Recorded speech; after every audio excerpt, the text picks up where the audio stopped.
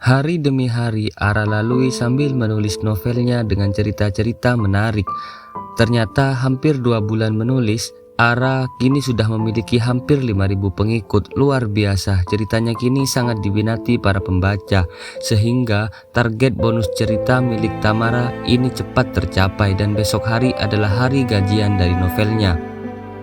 Ara sangat antusias dengan hasil dari novelnya tersebut, bahkan dia yakin kalau ini dia dapat gaji berkali-kali lipat dari sebelumnya. Assalamualaikum, ada seorang kurir datang dan mengucapkan salam di depan Ara yang sedang mengerjakan novelnya tersebut langsung keluar. Karena di rumah dia hanya sendiri, ibunya sedang mengantar kue pesanan, adiknya sekolah dan ayahnya berkebun seperti biasanya. Waalaikumsalam, siapa ya? Tanya Ara.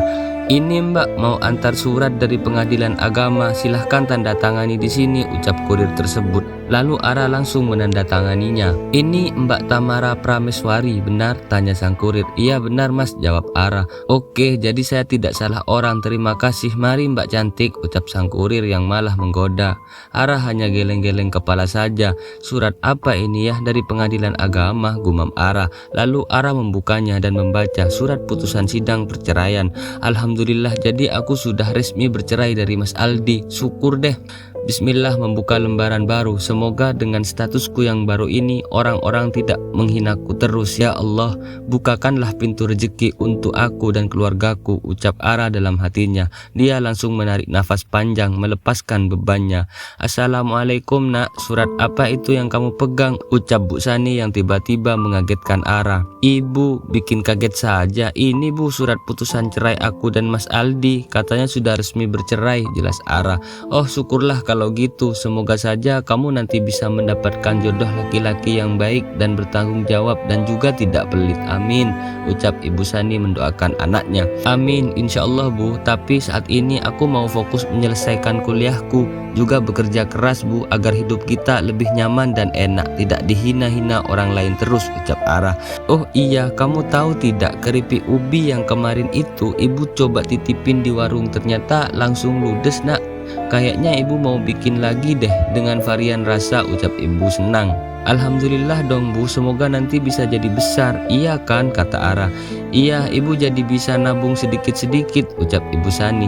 Maaf ya Bu, di usia ibu masih saja cari uang. Harusnya aku sudah bisa bahagiain ibu, ucap Ara dengan tatapan sedih. Loh, ibu kan gini karena mau ibu, lagian ibu nggak bisa berdiam diri saja. Ibu pengen punya uang untuk renovasi rumah ini agar tak was-was kalau hujan, ucap Bu Sani.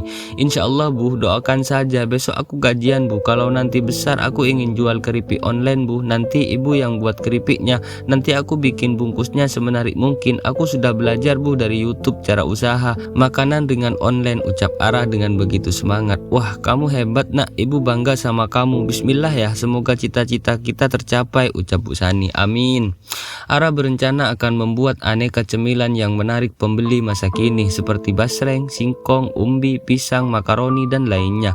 Tamara ingin punya usaha mandiri di rumahnya yang dia jual online. Kalau nanti sudah punya modal yang cukup, Tamara ingin punya usaha sendiri di rumahnya yang dia jual online. Tring, Ara menerima pesan dari Aldi. Ara, kamu sudah menerima surat putusan cerai kita, isi pesan Aldi. Iya sudah, balas Ara. Jadi mulai sekarang kita sudah bukan siapa-siapa lagi secara hukum dan agama, pesan Aldi. Iya, balas Ara. Aldi mengirim pesan pada Ara seperti itu di depan calon istrinya yang baru yaitu Sania, dan setelah itu Sania meminta Aldi untuk memblokir nomor Tamara. Dia langsung blokir nomorku, dia pikir aku akan mengganggunya. Aku akan blokir balik Mas, aku akan buktikan dengan kamu dan keluargamu kalau aku akan jauh lebih baik, gumam Ara dalam hatinya. Malam harinya Ara berkumpul bersama keluarga menemani Rehan belajar dan Ara sambil menulis novel. Sepi banget ya kak, kita nggak punya TV, coba ada TV pasti seru. Aku bisa nonton kartun, teman-temanku sering cerita tentang kartun inilah itulah. Lah aku diam saja, ucap Rehan namun tidak merasa minder. Sabar ya dek, besok kita beli, ucap Ara. Beneran kak, kata Rehan. Insya Allah, ucap Ara. Oh iya ayah ibu, aku sudah daftar lagi kuliah lewat online dan besok aku akan datang ke kampus untuk meminta surat lanjutan semester kuliahku. "Loh, kamu sudah punya uang memang?" tanya ayah Ali. "Masih ada Bu, dari gaji aku kerja di Bu Anis sama sisa dari novelku," ucap Ara. "Alhamdulillah, semangat nak, ayah selalu mendukung dan mendoakanmu." "Terima kasih ayah dan ibu." Keesokan harinya, Tamara sedang bersiap hendak ke kampus yang jaraknya hanya setengah jam dari rumah. Rehan ke sekolah dan ayah sudah berangkat ke kebun. Tinggal ibu Sani yang sedang membuat keripik pisang untuk diantar ke warung-warung. Tring, handphone Ara tiba-tiba dapat notifikasi. Ternyata dari novelnya. "Wah, sudah gajian ya," ucap Ara dengan tangan gemetar. Dia langsung mengecek gaji menulisnya. "Dapat berapa ya aku?" Ara sambil merem saat mengeceknya, dan dia sedikit membuka matanya. Betapa terkejutnya Ara mendapatkan gaji yang cukup banyak. "Hah?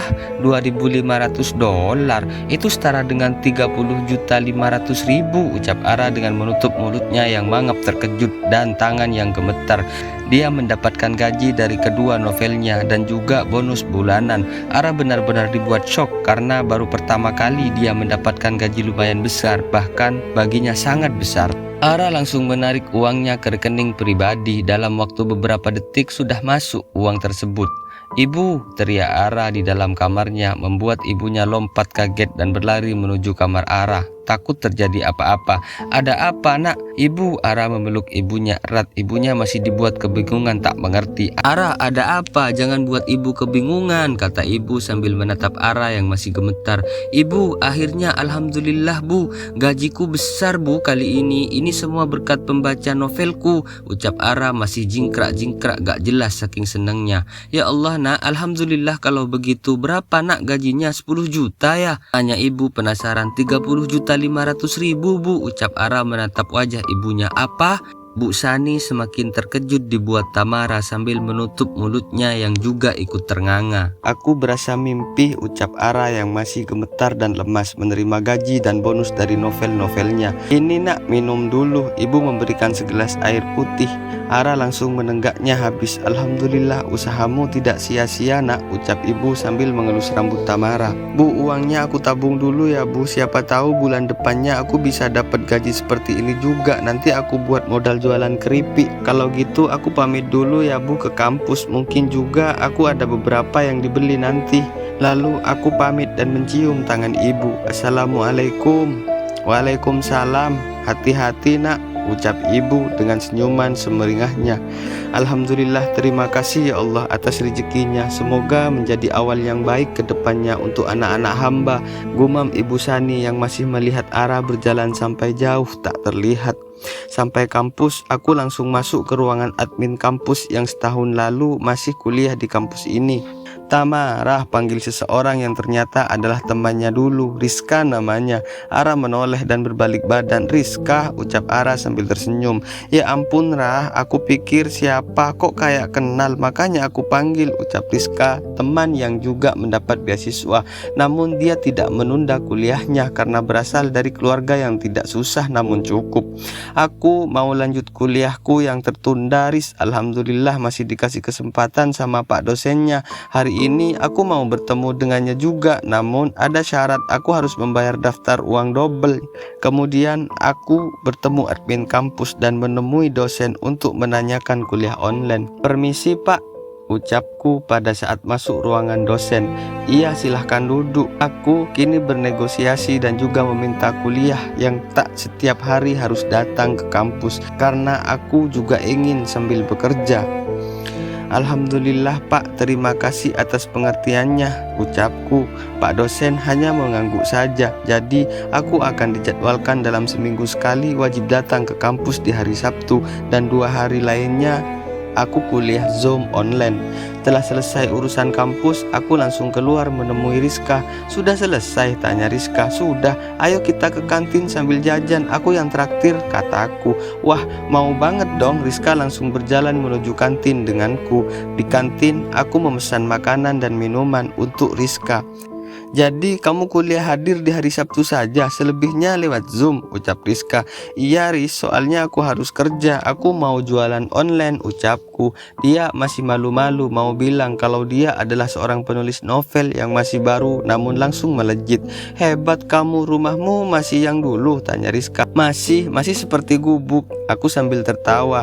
Insya Allah lagi berusaha, ucapku sambil tersenyum. Lalu suamimu bagaimana? Tanya Rizka yang belum tahu akhir rumah tanggaku. Kemudian aku menceritakan kepada Rizka tentang pernikahan yang terakhir. Apa? Jadi kamu sudah berpisah? Ya Allah, maaf ya, aku tidak tahu. Semoga saja kamu dapat pengganti yang jauh lebih baik ya, ucap Rizka. Amin, terima kasih ya Rizka. Setelah itu aku dan Rizka bertukar nomor WhatsApp karena dulu nomor Rizka lupa di-save. Kemudian aku buru-buru langsung pulang. Sebelum pulang dia sempatkan berhenti membeli laptop yang murah namun masih bagus untuk kuliah, menulis dan juga jualan.